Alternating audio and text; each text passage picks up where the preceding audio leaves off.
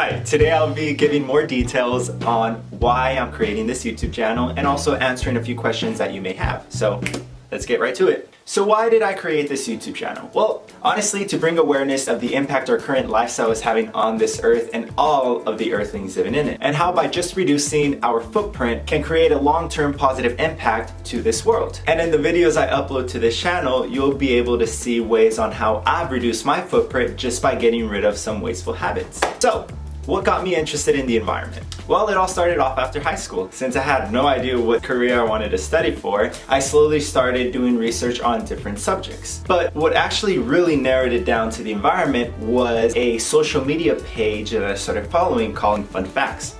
Although in reality, not all of them were really fun. For example, how much trash goes into the ocean and where it accumulates around the world. But the one that stood out to me the most was the one located in the Pacific that's twice the size of Texas. Another fact is just in the past 2 decades, the amount of deforestation has been about twice the size of Mexico and all of the species that went extinct because of it. Another fact is how overfishing has depleted the ocean. And of course, the common one we all know about is how the emissions we are releasing into the air are accelerating climate change and making the oceans more acidic, which is causing all kinds of other problems. And all of this is because of us. I know, we can easily blame the government, corporations, and other people, but in reality, it is our demand that's encouraging companies to create a supply regardless of the damage they cause.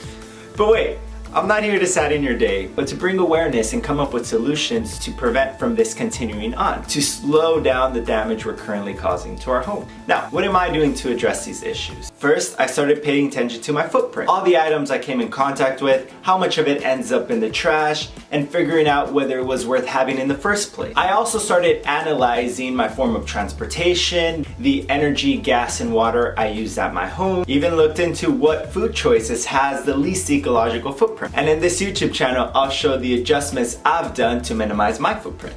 Here are answers to questions you might have. I don't see how one individual can make a difference in these big issues. Actually, you'll be surprised on the influence you have in your circle of friends. After joining this lifestyle, not only it will become a topic of conversations amongst your friends, which will then end up creating a ripple effect, but also people around you will notice the difference and will start asking you questions. Another common question is, why should I care? In my town, everything seems fine. Well, you're one of the lucky ones. Around the world, there's been droughts, floodings, hurricanes, and massive wildfires. Yes, those are common around the world, but the frequency of them and the power behind it have changed. Another question I've heard is, what about the new technologies that will be able to get rid of all of these issues?